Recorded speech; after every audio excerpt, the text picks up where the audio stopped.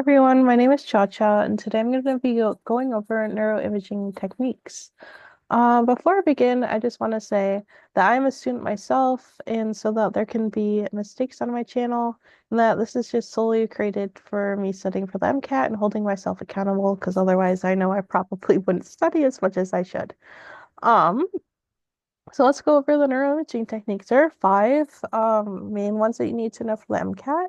There's fMRI, MRI, PET, EEG, and CT scans, and we're going to be going over each of them individually. First, let's go for fMRI and MRI. They both use NMR, hence the MR, which stands for magnetic resonance. That's in their name.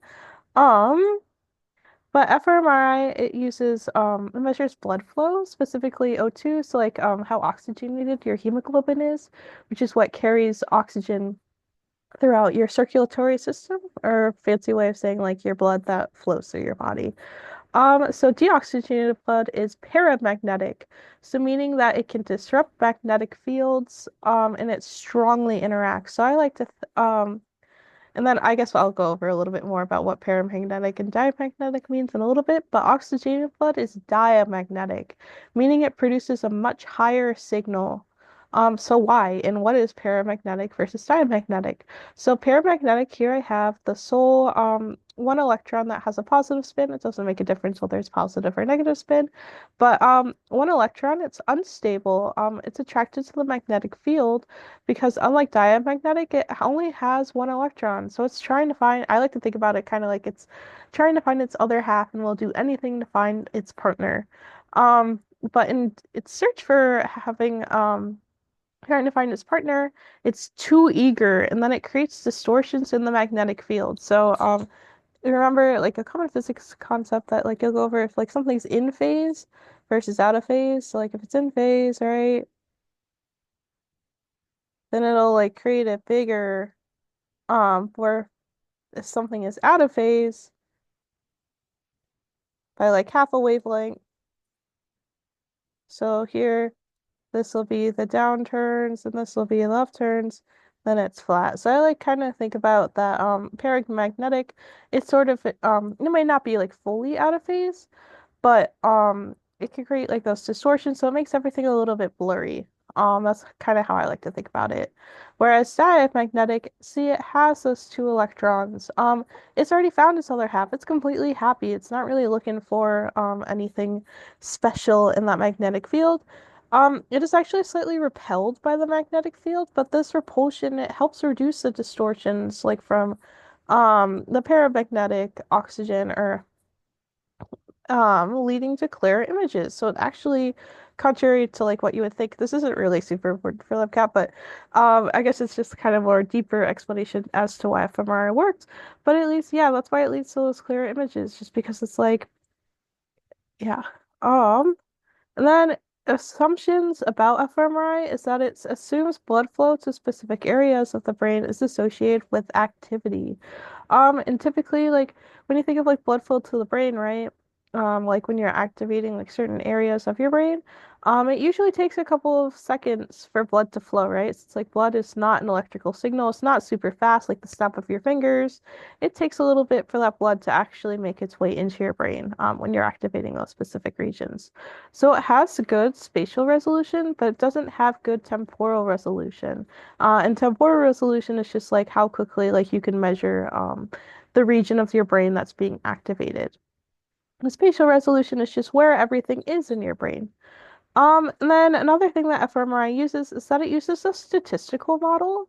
So it's not specific to like one brain. It uses like one statistical model for all of the regions in your brain for everyone. Like not everyone is like special.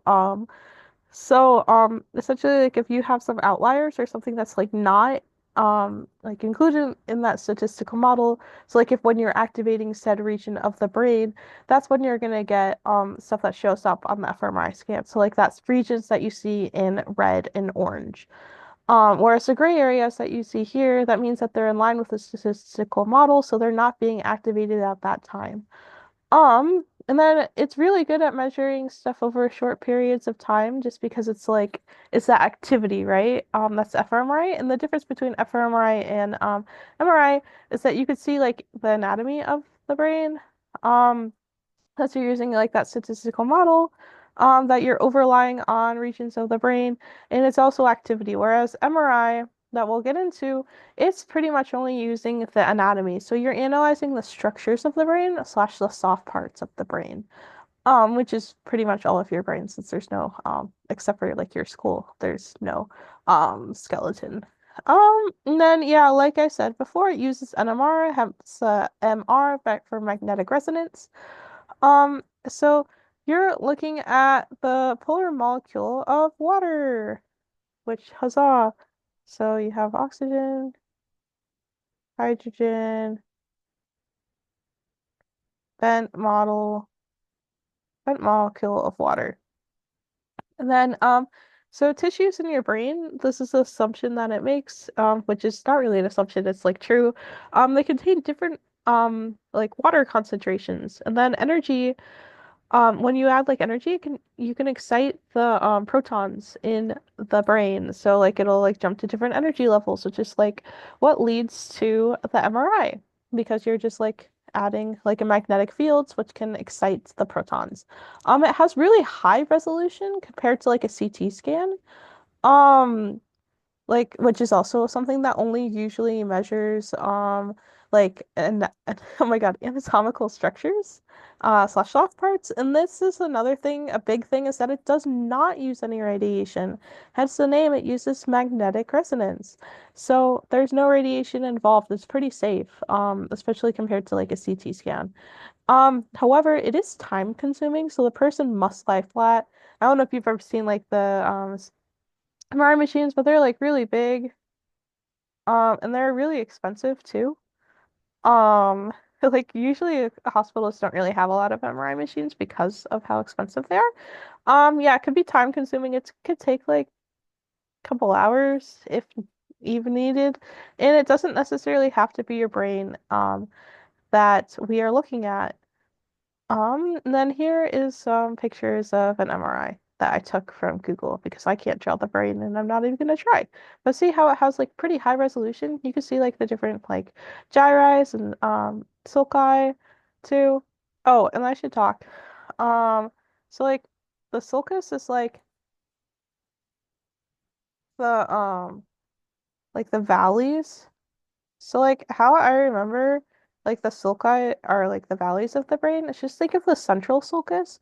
So like that the central sulcus is like a divider in your brain. So that's how you know that sulcis are gonna be or sulci. Ah, that's how you know that they're gonna be valleys. And the gyri or gyruses, they are the mountains of the brain. Or sulcus you could think sunk too.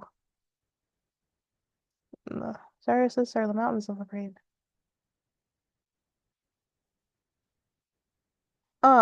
Okay, and then pet. So pet is something that you're gonna radioactively label glucose. And so your brain it uses 20% of all glucose, which is like real a lot for such a small organ. Which is why it's like really important to have glucose in your diet. Don't pay any attention to the like those diet fads. They're like glucose is the devil. No, you need glucose. And then it's a measure of metabolism, since obviously you're using glucose, and glucose is like really important for metabolism and just like energy levels in general. So it's like there's a whole section in biochem about like gluconeogenesis, glycolysis, all that stuff. Glucose is like the build like really, really important, just carbs in general. Um, and then you're gonna measure like activity of the brain. It's like how quickly does it use up that glucose? And then what areas of the brain does the glucose go to? So like the assumption with this is that like areas that are activated are gonna use up more glucose than areas that aren't activated. Which makes sense, right? Since it's like if you're actively like exercising, like for example, like this is like exercising that portion of the brain, right? You're gonna imagine that it will use up way more energy than if like you're just like a couch potato, like going on Netflix and chilling, right? Like that takes up more energy. It makes sense, right? So it's like a person exercising, like you could think about it like back to like calories that they're consuming, kind of like glucose, right? So it's like the person exercising over 500 calories, like if you run for an hour, versus a person that's like sitting on the couch, maybe like 50 or 100 calories. Just like sitting there looking pretty. Usually they're used in conjunction with CT scans. Um, yeah, and they measure structure and anatomical anatomical features. Oh my gosh, I cannot speak English today. And then here you go. It's kind of the same thing where it's like the different colors of us the pet.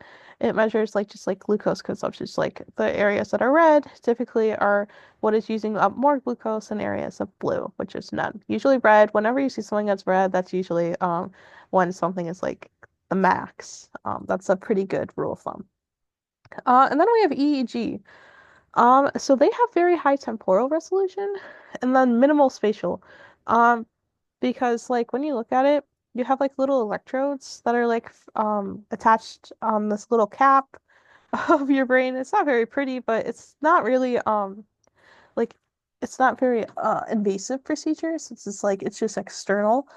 But it has temporal because it's like you're literally measuring electrical activity of the synapses. So like it's like in milliseconds since it's like it's literally like the snap of your finger since like other than fMRI, which is used as blood, which can take a little bit since it's like it's water, essentially blood is like water or like a fluid slash liquid.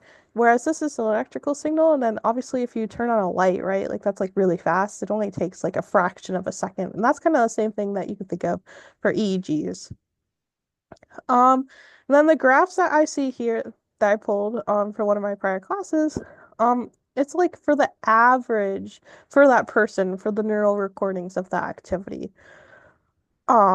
Which is kind of similar to fMRI, but fMRI is like that statistical model isn't just for you. Typically, it's like for a bunch of people that have come before, whereas this is like typically for you because like when you're measuring an EEG, it doesn't take that long to do. And usually for EEGs, it's like for like certain areas of the brain, it's not really like neuron like super specific, but it's like a specific area of the brain. It's usually like just like a general feature of it, if that makes sense.